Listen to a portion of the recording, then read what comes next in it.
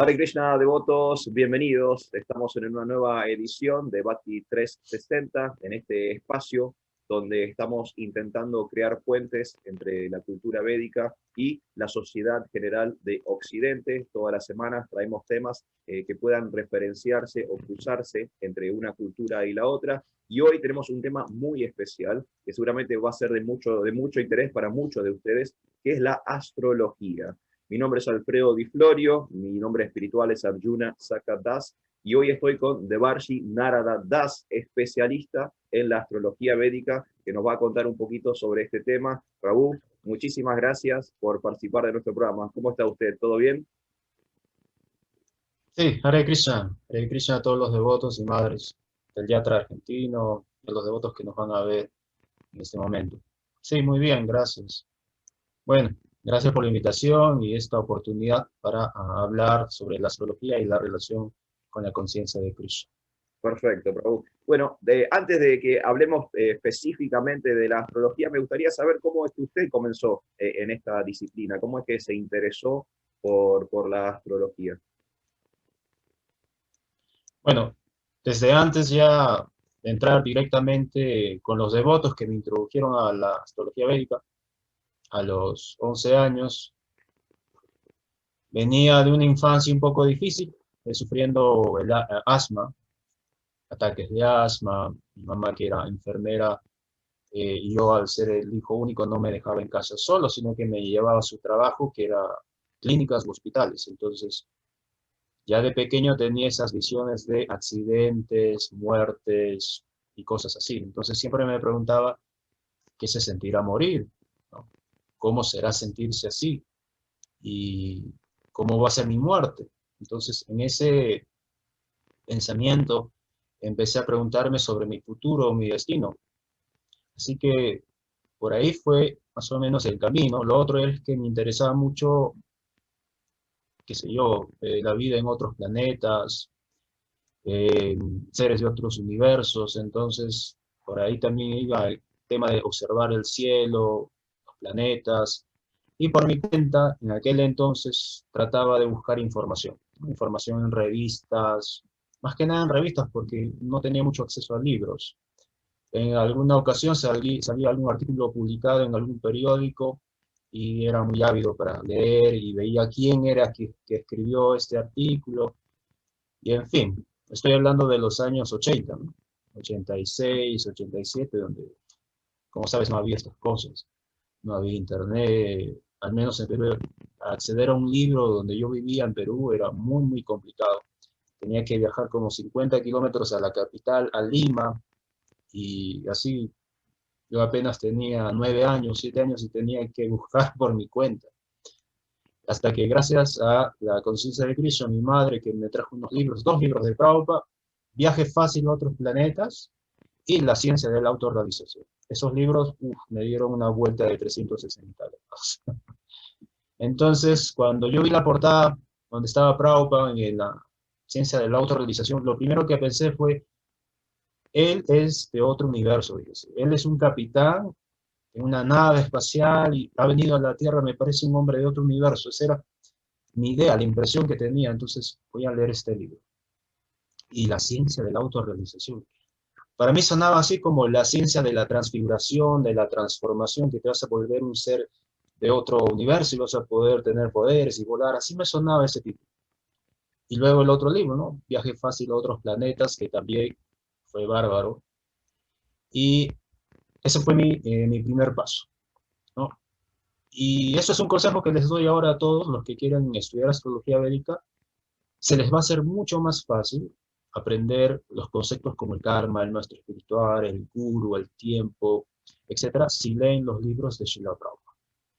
Realmente a mí me facilitó muchísimo aprender la filosofía védica con los libros de Srila Prabhupada, y al tener los libros de Jyotish o astrología védica fue súper, súper fácil. No había mucho que aprender, ¿no? Incluso un devoto se acostumbra, por ejemplo, cuando está viviendo en el templo, el Mangalart. Mangala es el nombre para Marte, pero nosotros sabemos cuando estamos en el templo que el Mangala es la primera ceremonia del día y es una ceremonia súper auspiciosa. Justamente Mangala significa auspicioso, y ese es el nombre en sánscrito para Marte. Así que si uno no tiene este acceso a los libros o a la experiencia de la conciencia de Krishna, aprender astrología védica es un poco complicado. La mayoría dice que la principal barrera para aprender astrología védica es el lenguaje, las palabras, ¿no? Palabras de los planetas, Graha, Guru, Chandala, Chandra, Shani, etc. Entonces, les cuesta aprenderse esos términos. Y no es así si uno ha vivido en un templo y tiene experiencia en conciencia de Krishna. Entonces, me ayudó bastante. Bueno, volviendo a la pregunta inicial, así fue como yo empecé, desde pequeño, mi búsqueda, y gracias a los libros de Srila Prabhupada, pues fue más fácil todo. Claro, Así es, Prabhupada.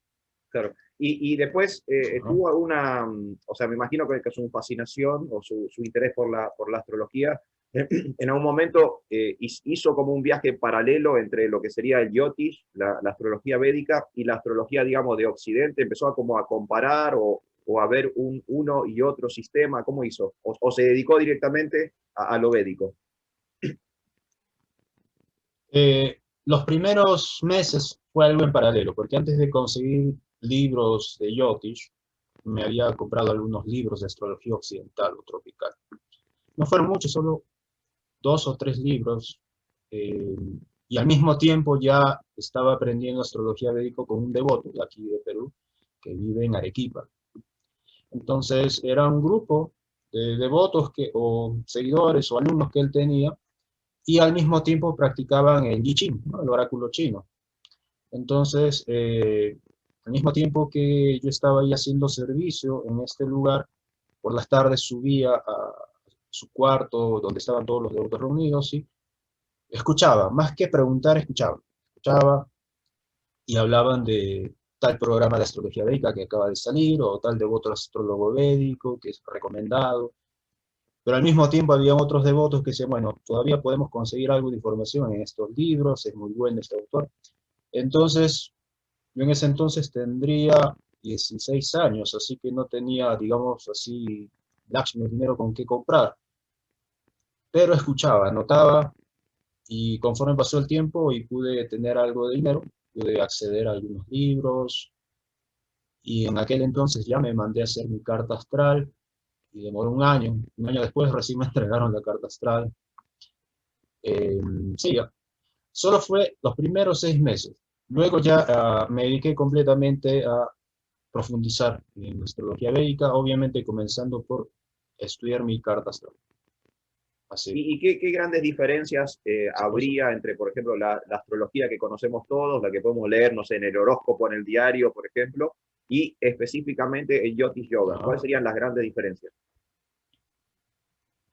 Bueno, una de las principales diferencias es que en astrología védica solo usamos 9 planetas, ¿no? Mientras que en el otro sistema, originalmente también usaban esa misma cantidad de planetas, pero con el pasar del tiempo, sobre todo a partir de mediados del siglo pasado, empezaron a adicionar otros planetas, ¿no? Plutón, Neptuno, Urano, mientras que en la astrología védica la diferencia es que solo se han usado desde tiempos inmemoriales hasta ahora 9 grajas o planetas. Esa es una diferencia. La otra es la tradición, ¿no? La tradición que se mantiene a lo largo de los años por el sistema del Guru Parampara, ¿no? El sistema de sucesión discipular, donde el Jyotish Guru, el maestro de astrología, le enseña al discípulo y este a su vez le enseña lo mismo. Y de esa manera el conocimiento también permanece inalterable. Esto permite pues moverse de una disciplina a otra. O sea, uno se puede mover de la astrología a la ayurveda, al Vastu Shastra, a la disciplina del yoga, sin cambios sustanciales, porque en todas estas disciplinas los conceptos como el karma, por ejemplo, es distinto.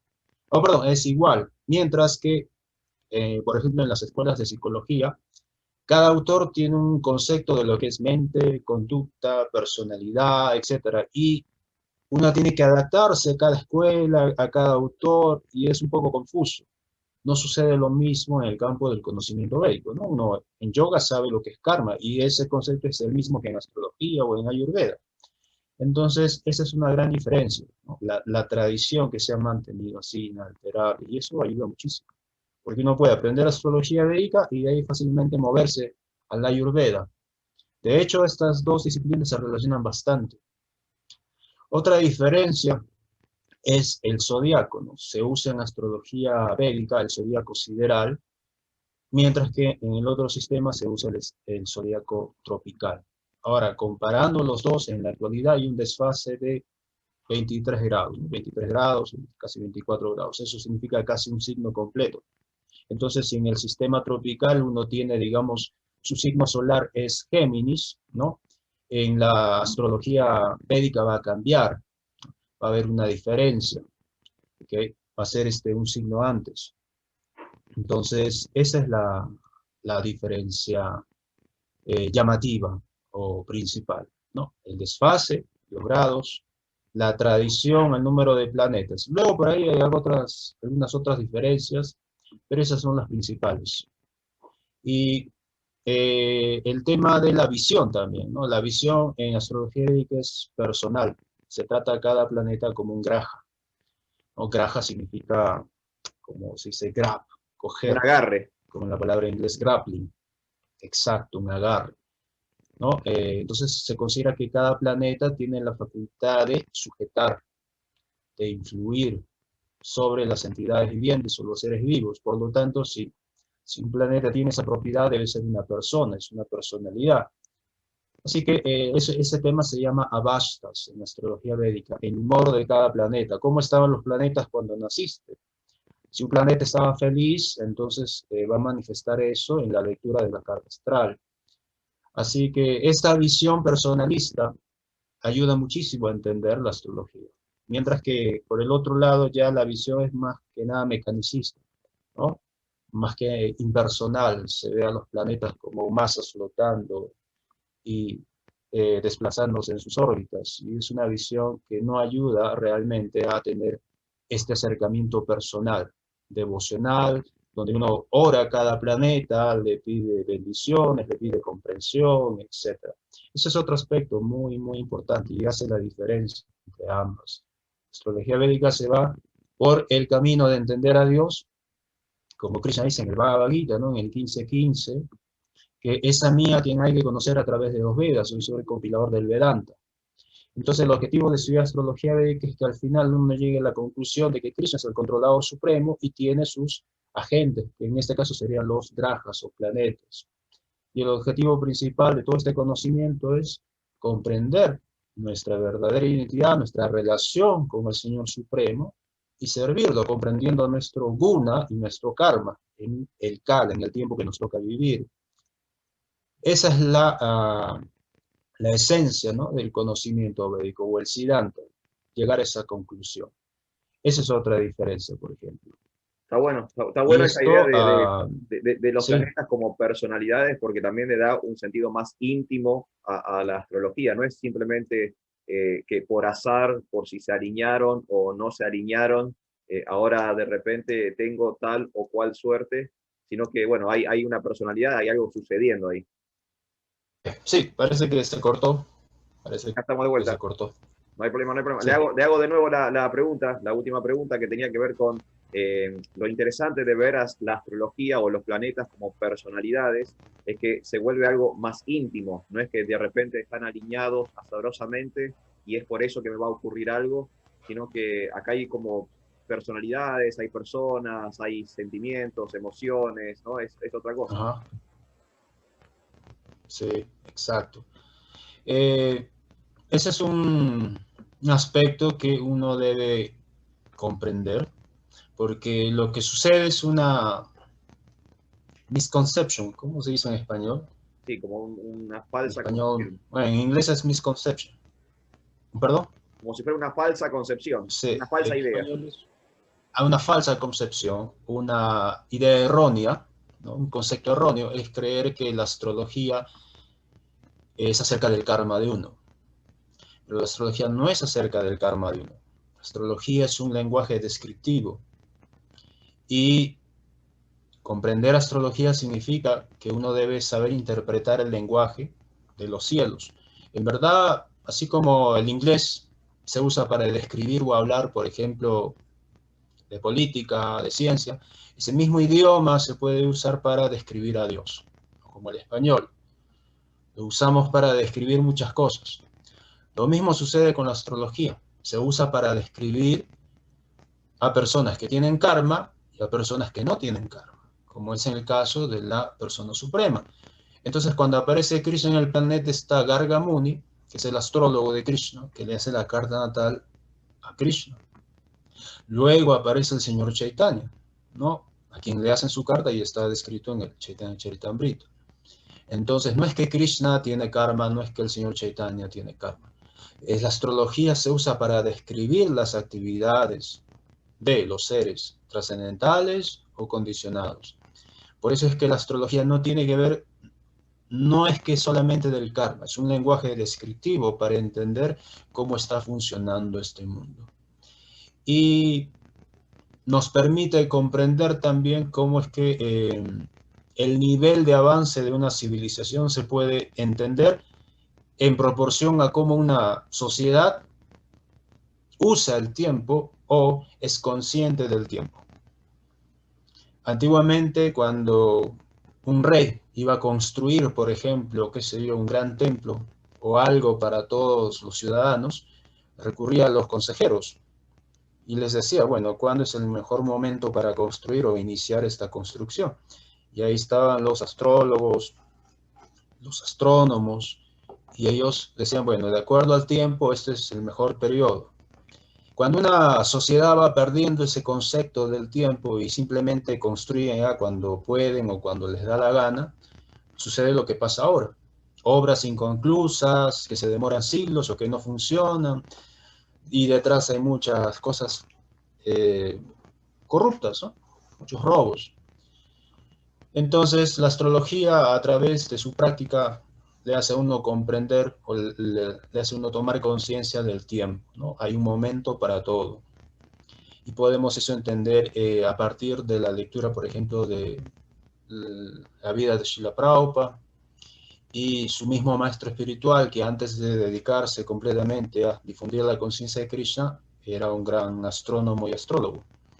Y hay algunos pasatiempos donde ciertos devotos comentaban cómo es que Srila Prabhupada siempre estaba pendiente de este tema de los tiempos, ¿no? Es clásico por ahí escuchar que Srila Prabhupada evitaba viajar, por ejemplo, los jueves por la tarde. No sé si escuchó eso. Sí, sí. Por un tema astrológico, ¿no? Evitar salir de viaje los jueves por la tarde y evitar ciertas horas, ¿no? Entonces,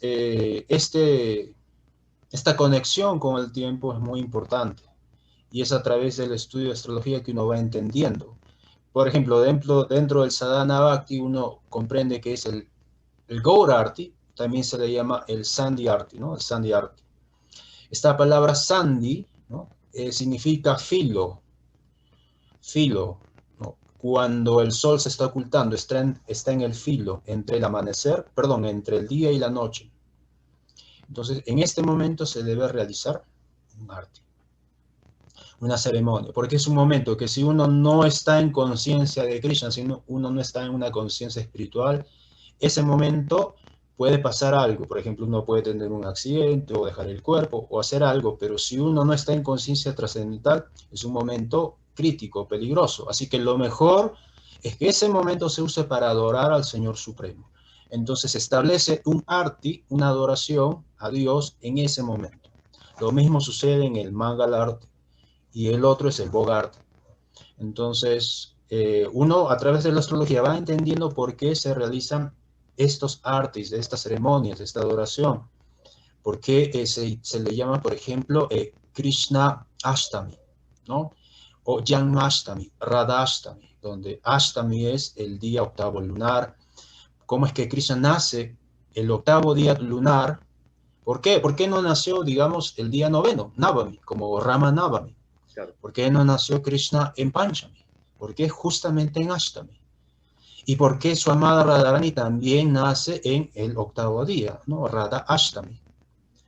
Entonces, la astrología védica nos permite, en este caso los devotos, ir comprendiendo esa razón. No es que Krishna se le dio la gana, no. Siempre Krishna, de alguna manera, si uno observa sus pasatiempos, siempre escoge el 8. De ahí los Ashtakalilas, el señor Chaitanya, el Shikshastaka, las 8 oraciones del señor Chaitanya. Entonces hay una relación entre Krishna y el número 8. Y la astrología es una excelente herramienta para ir comprendiendo por qué Krishna tiene esta atracción por el número 8, por qué tiene esta exclusividad con el número 8. Ese es un ejemplo. Y hay otras manifestaciones en la sociedad, por ejemplo, ¿no? En la sociedad, porque, por ejemplo, México, ahora se acerca a la celebración del Día de los Muertos, creo. México tiene una cultura muy orientada al tema de la muerte, ¿no? Ellos hacen una gran fiesta con este tema de la muerte. Y creo que le dicen la fiesta de, quizás me equivoco, pero es la fiesta de La Llorona, por ahí estuve escuchando a algunas personas. Entonces, este tipo de comprensión es gracias a la astrología, y a una persona le permite conectarse mejor, trabajar mejor, todas sus cosas en relación a los tiempos. Cada uno de nosotros tiene experiencia de que tenemos hermosos momentos en la vida, donde parece que hay algo divino, ¿no? Un momento mágico, donde, qué sé yo, el atardecer, los hijos, la familia, y es como que ese momento es perfecto. Esa percepción de lo divino en un momento particular y en un lugar en particular, ¿no? Ese momento se llama un buen muhurta. Es como si en ese instante uno dice, ahora mi corazón está satisfecho y esto vale más que el dinero. Todos tenemos esa experiencia, ¿no? Momentos de oro, momentos inolvidables. En astrología ese momento auspicioso se le llama muhurta, un buen muhurta, ¿no? Y en ese momento es que uno debe tomar una decisión. ¿Hay señales para ver buenos muhurtas? Sí. Por ejemplo, cuando sale un arco iris. Un arco iris indica que el Señor del Cielo, Indra, está complacido, está como dispuesto a bendecir o a dar bendiciones. Entonces un devoto puede aprovechar ese momento para pedir una oración, una bendición al Señor Indra, ¿no? Dame más inteligencia, conocimiento, bendíceme para ser como Arjuna, ¿no? Como tu hijo, un gran devoto del Señor. En fin, este tipo de experiencias hace que uno profundice, como usted dijo, se vuelva más y más personal, ¿no? Más y más personal. Y uno va realizando lo que Srila Prabhupada explica en el Néctar de la Devoción, en todo donde habla de los parámetros que un Vaishnava debe seguir, y uno de ellos es que un devoto jamás falte el respeto a los devas, a los semidioses, ¿no? Uno no los adora como a Krishna, obviamente, pero eso no significa que es irrespetuoso, al contrario, es muy respetuoso con los semidioses, porque comprende que son devotos que también están haciendo un servicio. Igual, cuando uno hace astrología va comprendiendo que los grajas, las constelaciones y estrellas, pues son lugares de residencia de diferentes devotos o santos que residen ahí. Y estos devotos o sabios que viven en cada uno de sus planetas han sido testigos de los pasatiempos del Señor y hace millones de años, ¿no? Entonces uno puede orarle a ellos para pedirles bendiciones y ser consciente de Krishna constantemente, ¿no? Ahora, por ejemplo, con este tema de la pandemia y el aislamiento, quizás uno no tiene la oportunidad de ir al templo y ver el Murti de Srila Prabhupada o ver a su maestro espiritual. Pero a nivel astrológico uno observa Júpiter, que está ahí con Saturno, y uno entiende que Júpiter es la manifestación del Guru, del maestro. Y tan pronto un devoto ve a Guru o a Júpiter en el cielo, entonces, así como uno da reverencias, tan pronto ve a su maestro espiritual. Igual, un devoto que tiene esa conciencia entiende que esa es una expansión o una manifestación del Guru y da reverencias. Entonces, esta actitud de ser respetuoso, consciente, etcétera, se manifiesta en revelación del conocimiento, en mantener mejor el nivel de conciencia de Krishna. Esa es la manera en que uno va a ir progresando gradualmente, ¿no? En su realización de lo que es astrología. Es una muy buena disciplina que nos puede ayudar a entender mejor ciertos aspectos de la vida espiritual, que de otra manera, al menos en mi experiencia, lo seguimos de manera mecánica, ¿no? Los primeros años en la práctica de la vida espiritual. Luego uno ya va comprendiendo por qué se hacen estas cosas. Así es. Prabhu, ahí comentó varias cosas que me dan disparadores para hacer algunas preguntas. Por ejemplo, esto de los planetas, sé que en la astrología védica de repente hay planetas que no se mencionan en la astrología occidental, por ejemplo, Rahu, ¿no? Sí. Existen, digo, cuerpos Ajá. celestiales en los Vedas que son, digamos, distintos a lo que podemos ver con un telescopio o que podemos ver observando el cielo. ¿Cómo funciona esto? Ok, hay 7 cuerpos visibles y los 2 no visibles son Rahu y Ketu. Se le llama planetas sombra o planetas sutiles, entonces no son visibles y no son dueños de ningún signo. Estos se consideran planetas sutiles y obviamente no se van a ver con el ojo desnudo, a menos que uno tenga una visión divina y puede observar a Rahu y Ketu. En el Chaitanya Charitamrita se menciona a ellos. En el capítulo, está en el Adilila, en el capítulo que habla de la aparición del Señor Chaitanya, ¿no? Vrindavan Das Thakur describe cómo es que Rahu dice, ¿no? Y Rahu, el planeta oscuro, dijo, ¿qué sentido tiene que la luna esté aquí? O sea, la luna que todos vemos que tiene manchas.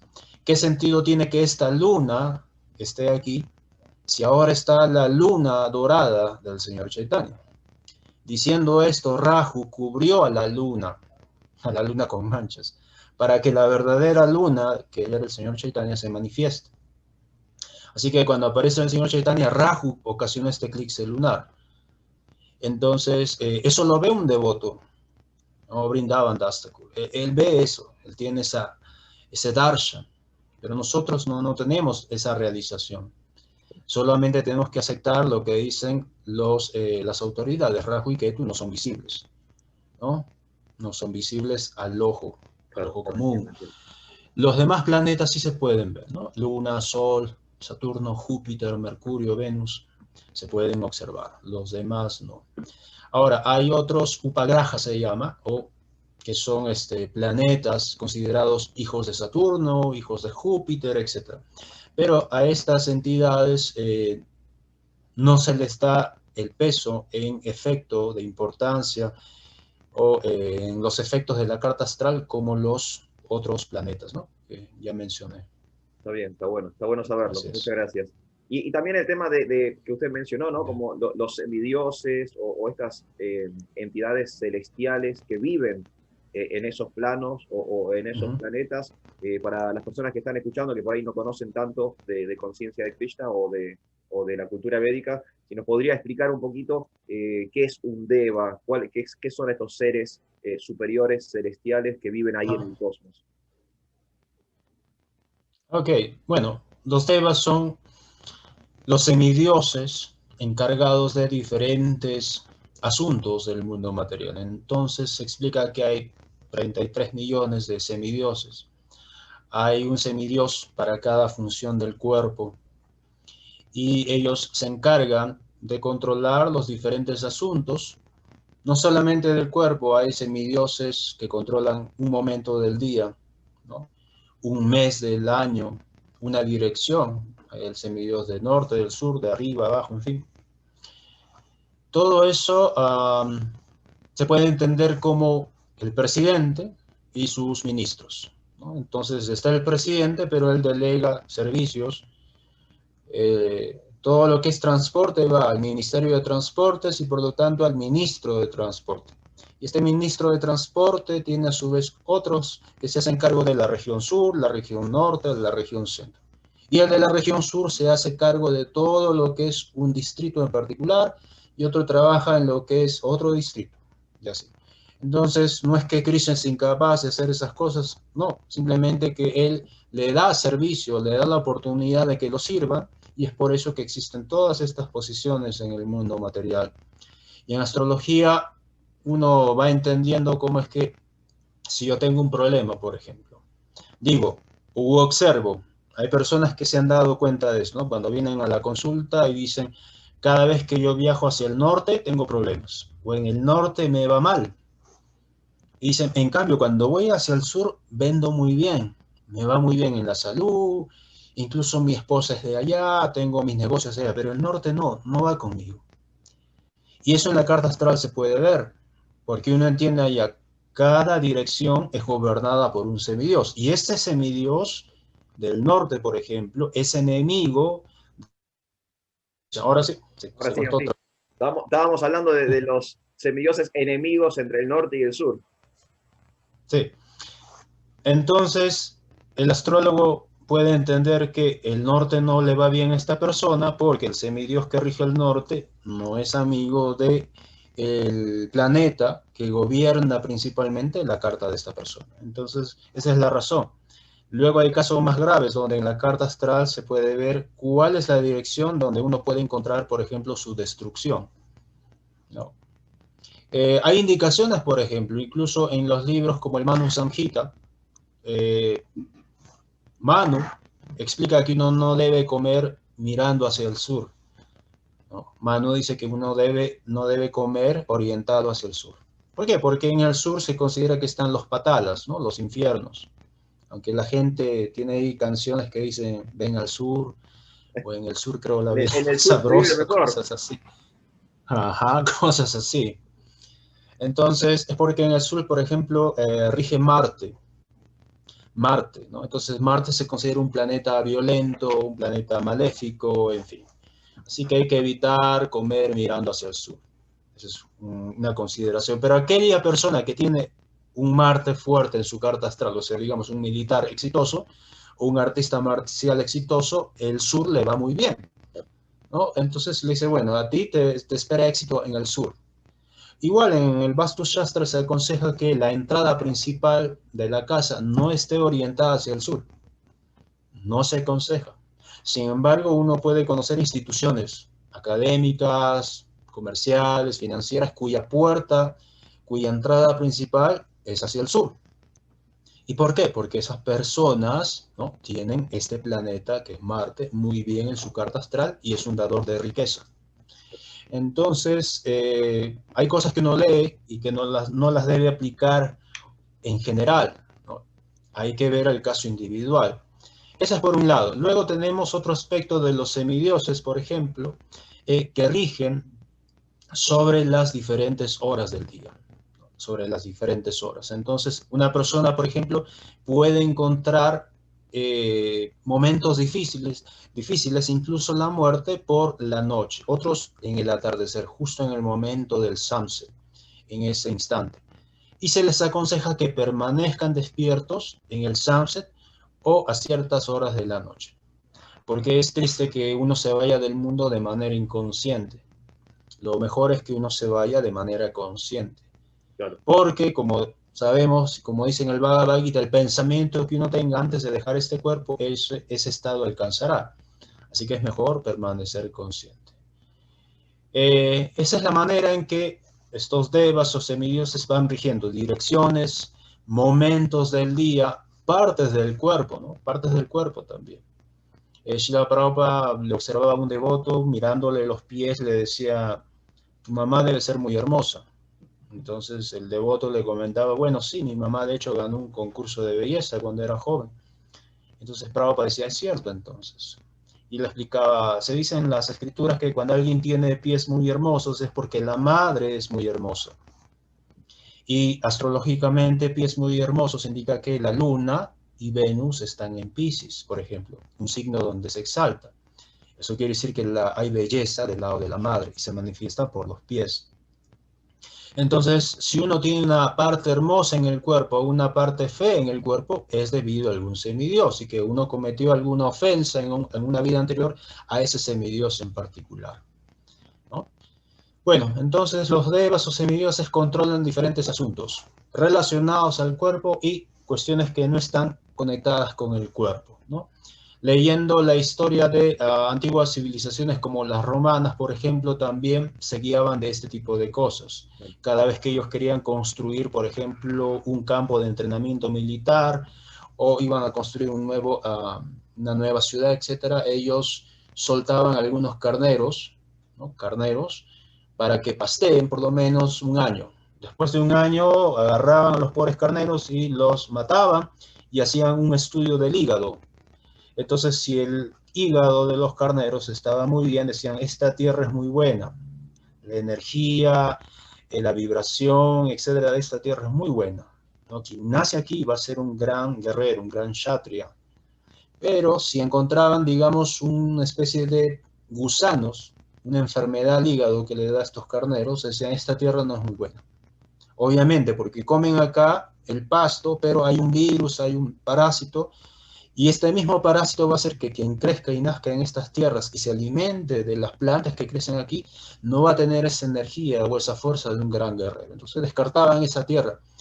Y esa tierra como que quedaba abandonada o se las daban a las personas pues de mal vivir.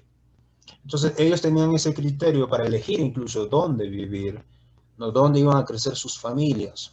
Claro. Y eso se corresponde con el tema de los devas, ¿no?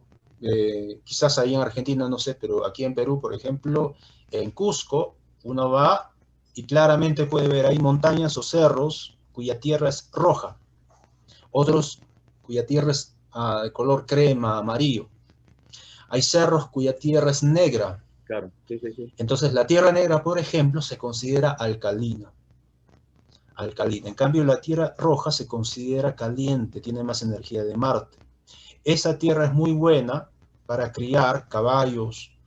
La tierra negra es para cultivar tubérculos, ¿no? Como patatas, papas, etc. La tierra amarilla, ¿no? La tierra amarilla es muy buena para explotar. Empiezan a fabricar con la tierra amarilla adobes, ¿no? Que son ladrillos, etc. Hay ese tipo de criterio, ¿no? En lenguaje védico esto sería, bueno, esta es la tierra del semidios Mangala, ¿no? De Marte, esta es la zona, y esta otra zona es de Shani, de Saturno. Y de esa forma, ¿no? Existe este criterio, quizás en otro, de acuerdo al país, a la zona, con otros nombres. Claro. ¿No? Raúl, quería aprovechar también En Cusco le dice, para preguntarle algo que lo mencionó ya muchas veces y me imagino que a las personas debe ser una de las cosas que más les atrae de la astrología, que es la carta astral, o la carta védica del nacimiento de una persona. Cuéntame un poquito sobre eso. bueno, sí, se hace la carta astral de acuerdo al momento en que uno nace, ¿no? De acuerdo a ese instante, los planetas estaban en una posición irrepetible, irrepetible. Por lo tanto, cada persona es única, ¿no? Las huellas dactilares, el rostro, todo es único. Incluso los así llamados gemelos. Hay siempre minutos de diferencia. Y como estaba explicando en las clases que estaba dando sobre rectificación de hora de nacimiento, incluso entre los gemelos, ya por 5, 3 o 2 minutos de diferencia se forman diferentes configuraciones, más sutiles pero igual diferentes. Por lo tanto, si son diferentes ya van a tener diferentes vidas, diferentes elecciones. Entonces la carta astral se toma hora de nacimiento, la fecha y el lugar. Dos personas pueden nacer al mismo tiempo, pero nunca en el mismo lugar. Entonces, ya teniendo esa diferencia de lugar, de hora, de fecha, a partir de ese instante uno dice, bueno, cuando esta persona nació, la luna estaba en Cáncer, ejemplo, a estos grados. El sol estaba al frente, entonces quiere decir que la persona nació en un día de Purnima, luna llena. El sol al frente, en Capricornio, y Mercurio y Venus siempre están cerca al Sol. Entonces Mercurio tiene que estar ahí casi cerca al Sol, puede ser en el mismo signo. Quizás Venus adelante, un poco atrás. Los demás planetas son generacionales. Por ejemplo, Saturno se queda en cada signo 2 años y medio. Así que uno puede decir, esta persona es de la generación de Saturno en Libra. Y del año cuando Júpiter estaba en Escorpio. Entonces, conociendo estas posiciones, conociendo el lugar, uno establece el ascendente, ¿no? Esta persona nació a las 6:30 de la mañana, ¿no? Al amanecer, por lo tanto su ascendente debe estar con el sol, ¿no? Ascendente Capricornio. Luna al frente, en la casa 7, ¿no? En la pareja. Entonces, luna en casa 7, wow, la persona va a tener muchas parejas. Ejemplo. Y a partir de esas posiciones se arma la carta natal, ¿no? Se hace un dibujo. Esto se enseña en el curso de Astrología 1, cómo construir el horóscopo de manera manual. Si uno no aprende a hacerlo de manera manual y solo usa programas, se va a perder de muchas cosas. Porque hacerlo manualmente es una experiencia distinta, uno comprende mejor las cosas. Así que así se hacía antes, ¿no? Manualmente. Ahora, si uno, por ejemplo, tiene la oportunidad de ir a India y por ahí se encuentra con algún astrólogo, sin que uno le diga sus datos, el astrólogo ya te puede hacer muchas predicciones. Y uno se asombra, wow, ¿cómo lo hace? Es que ese astrólogo es consciente del tránsito de los planetas en ese momento. Él vive de eso, está años en eso. Él sabe que la luna hoy está acá, mañana va a estar en otro signo y se va a quedar ahí hasta tal día y va a seguir avanzando. Él vive de eso, él es consciente. Entonces, solamente por el día en que uno se encuentra con un astrólogo, él automáticamente deduce cuál es la razón de tu visita o qué vienes a preguntar. Por ahí quizás leyó usted el diario de Indradyumna Swami, el Sí, diario de un predicador viajero. un predicador. Ah, exacto. Él ahí narra una de esas experiencias, ¿no? De los astrólogos Brigu, cómo es que gracias a un devoto ellos llegaron a un pueblo y el astrólogo ya lo estaba esperando. Y le dijo, yo sabía que iba a llegar usted. El día de hoy ya estaba predestinado a llegar y le lee la carta. Eso, por ejemplo. Entonces, la carta natal se construye con esos datos y mediante esos datos, como el nacimiento fue prarabdha o inevitable, hay cosas inevitables que van a pasar y que tienen concordancia con el nacimiento, ¿no? Gracias a esta información, a este lenguaje descriptivo, uno puede, solamente por ver cómo van a desplazarse o moverse los planetas en los siguientes años, uno puede hacer predicciones. Y decir, bueno, de acá a 10 años usted va a tener una época difícil en el tema de la salud, así que cuide a su hijo, ¿no? Y de aquí a 20 años, para usted le sale un matrimonio tardío porque nació en esta situación. Y bueno, eso es un karma de la vida anterior, ¿no? La carta astral que uno tiene ahora es el reflejo de las acciones que uno hizo antes. Por lo tanto, en esta vida tenemos la facultad de construir nuestra próxima carta natal, o nuestro próximo nacimiento. O sea que siempre existe el libre albedrío. Claro, sí, sí. Existe el destino, sí, y al mismo tiempo existe el libre albedrío. Así que la carta astral muestra el porcentaje de destino y el porcentaje de libre albedrío que tiene una persona. Bueno. Y eso, bueno, está en proporción al estado de conciencia, ¿no? Hay gente que dice, no, yo puedo cambiar mi destino, pero no pueden cambiar sus hábitos.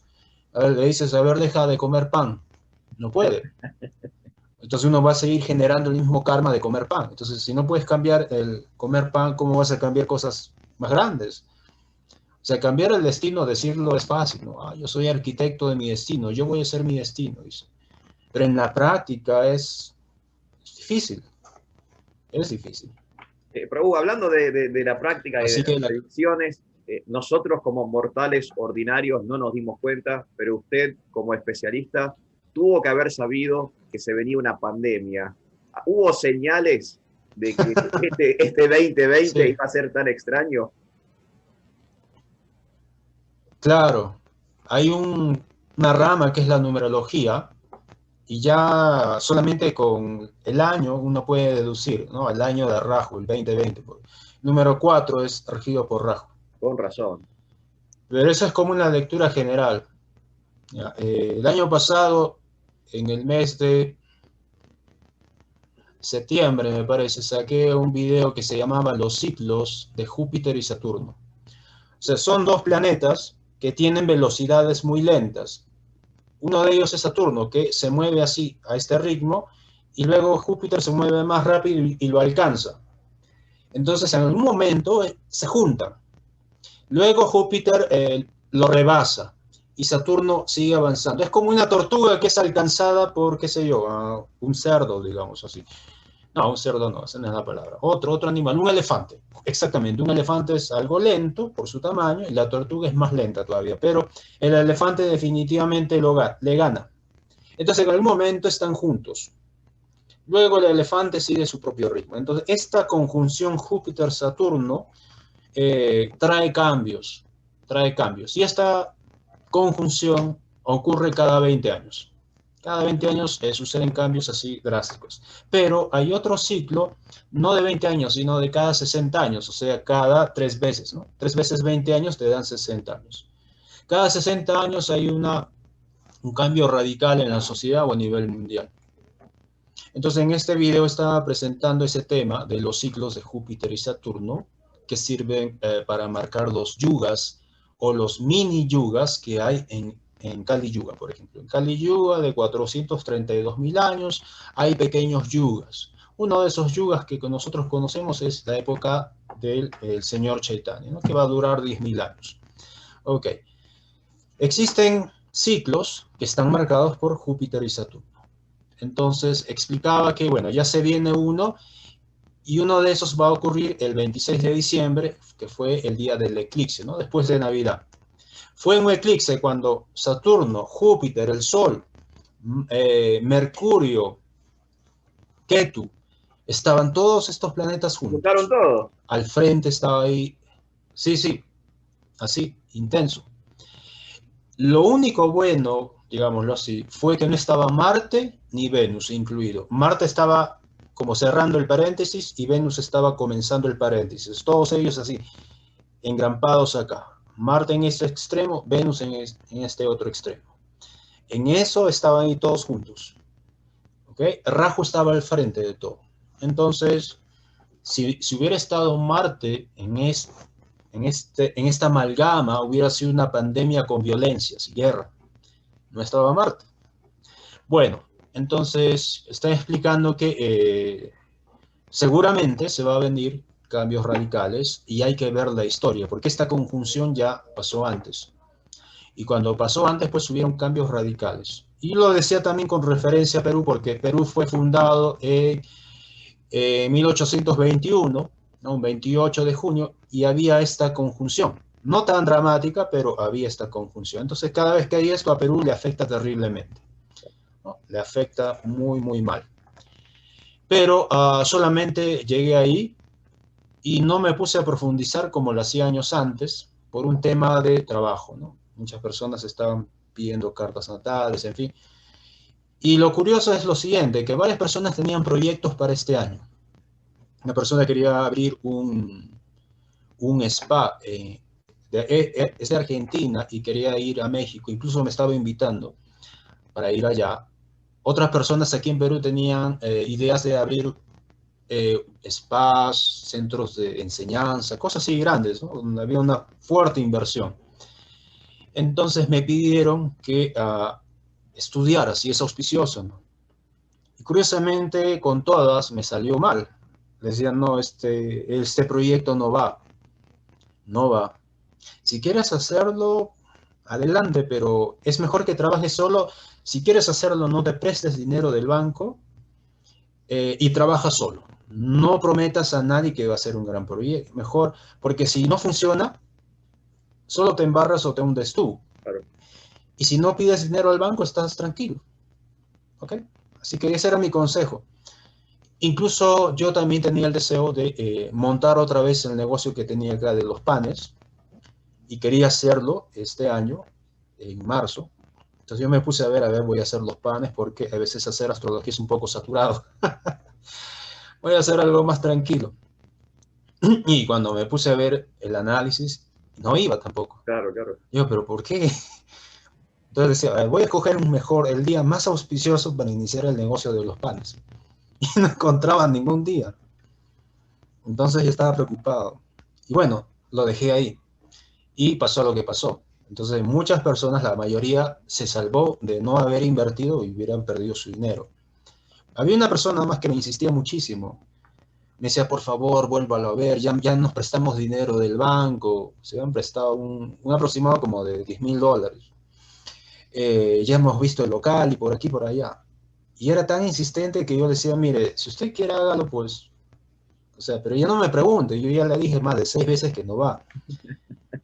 Está bien, no lo voy a hacer, no lo voy a hacer.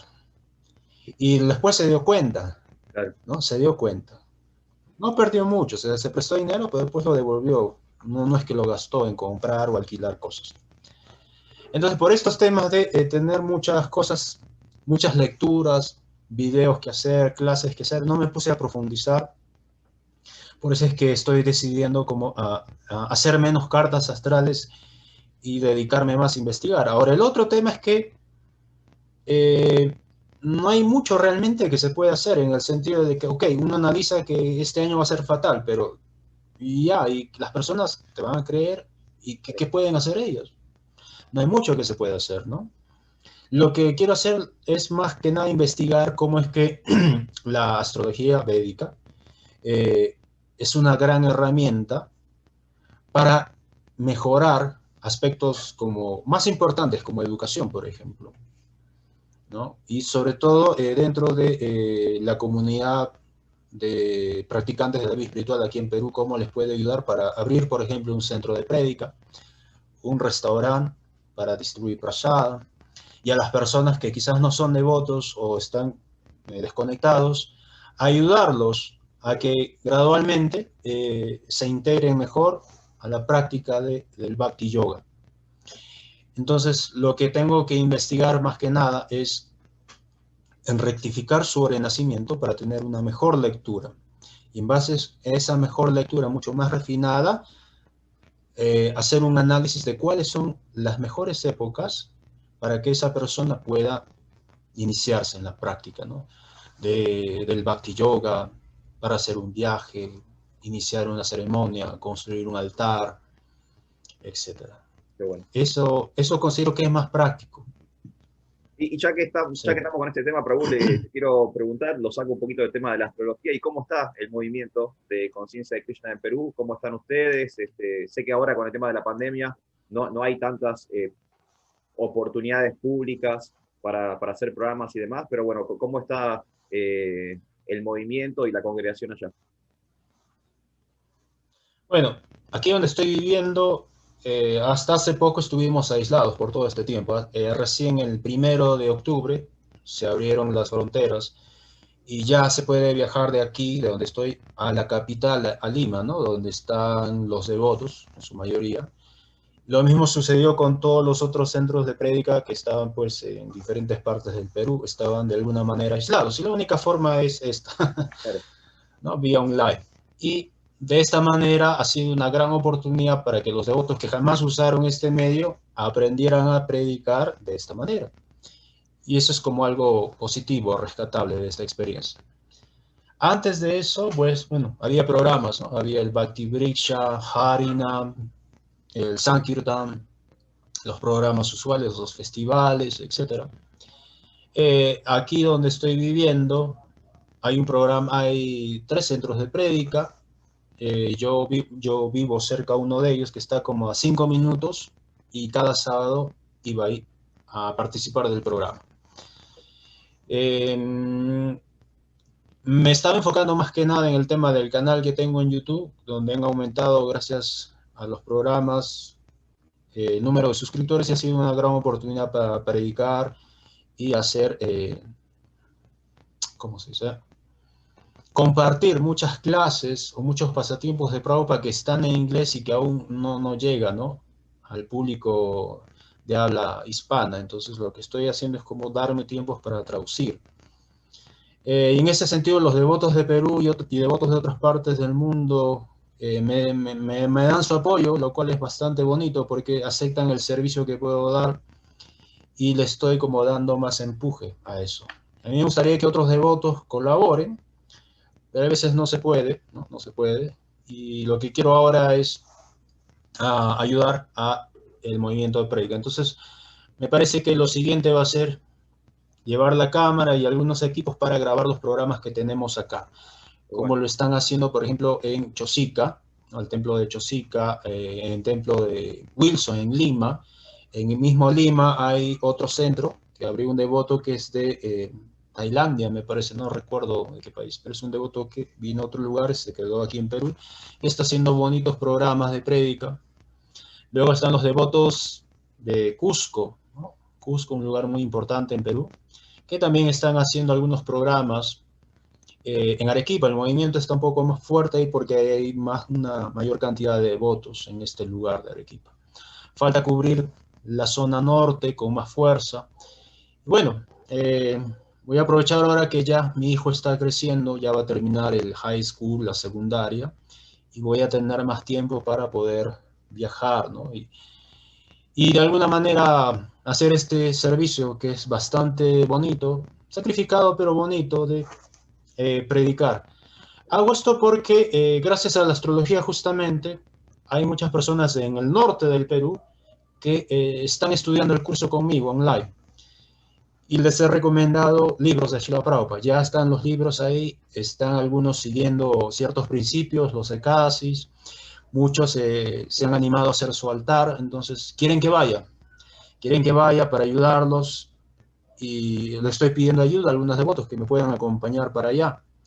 Y lo mismo en algunas otras partes de aquí de Perú donde todavía no hay centros de prédica oficiales, ¿no? Así que es un bonito servicio predicar la conciencia de Krishna a través del Jyotish o la astrología védica. Está bueno, está buenísimo. Y este fenómeno está pasando con otros devotos que enseñan yoga, por ejemplo, que enseñan Ayurveda, etcétera. Están teniendo alumnos en diferentes partes y también ya las personas los están invitando, ¿no? Para que vayan a sus pueblos y den una clase de Ayurveda, de yoga, y ahí, como usted sabe, se puede introducir la conciencia de Krishna Tal de cual. manera Raúl, efectiva y antes atractiva. de despedirnos, me gustaría que me cuentes justamente sobre su canal de YouTube, porque yo lo conocí a través del canal de YouTube y está buenísimo, yo lo recomiendo, suscríbanse. Hay mucho material, no solo de astrología, sino que, como decía el devoto, hay audiolibros, hay traducciones, hay pasatiempos de Prabhupada, hay pasatiempos de los Vedas. Cuénteme un poquito, Prabhu, cómo nació ese canal y, bueno, y qué se puede encontrar ahí. Ok, me inspiré en un autor, el autor creo que es de las Crónicas de Narnia, no recuerdo su nombre ahora, quizás usted sí, pero Sí, C. es Luis, si no me ¿recuerda? equivoco. Ya, él. Entonces, el autor de este libro decía, de pequeño yo quería un libro de cuentos como a mí me gustaban, pero no había. Entonces dije, bueno, si no hay un libro de cuentos como a mí me gusta, yo lo voy a hacer yo, para mí.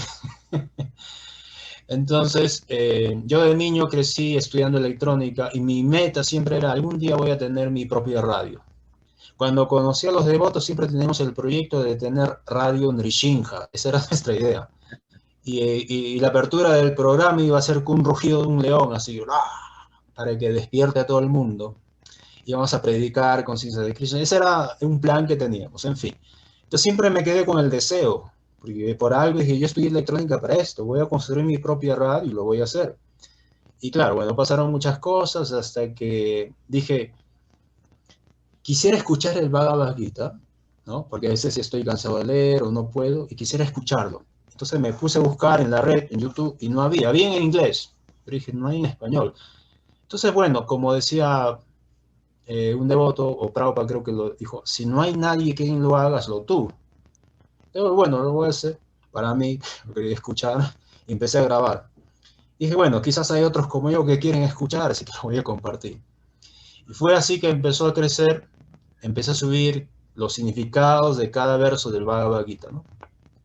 Y muchos apreciaron esta iniciativa, y a mí también me animó mucho, y en alguna ocasión me encontré con devotos que sean Sankirtan, viajero, me agradecían de corazón que ellos estaban escuchando el Bhagavad Gita, el Chaitanya Charitamrita, y wow, no pensé que llegara tanto. Sí, me dice, tienes que seguir, Pablo.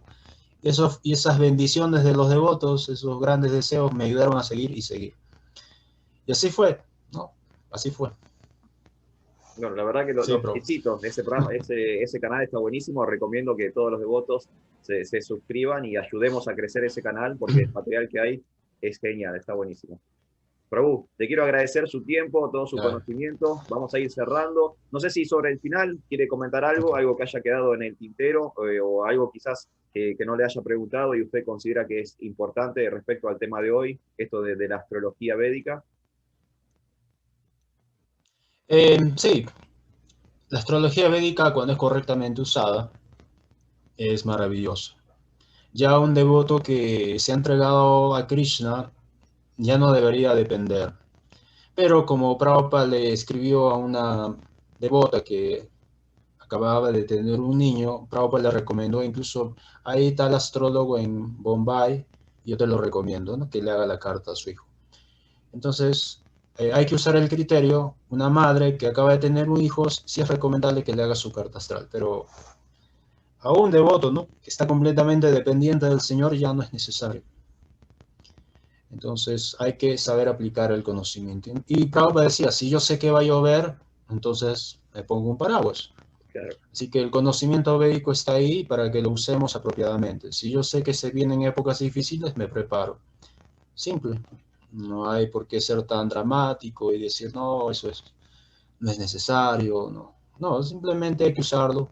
Lo que se puede usar al servicio del Señor, hay que usarlo. Simple. ok. Eso es todo. Prabhuji, Ujú. muchísimas gracias. Le quiero Ah, agradecer muchísimo este tiempo que nos ha gracias. dedicado a nuestro programa y estuvo súper interesante. Muchísimas gracias, Prabhu. Gracias a los devotos de Hare Argentina. Krishna, Hare devotos. Nos Krishna. vemos el jueves que viene. Haribol.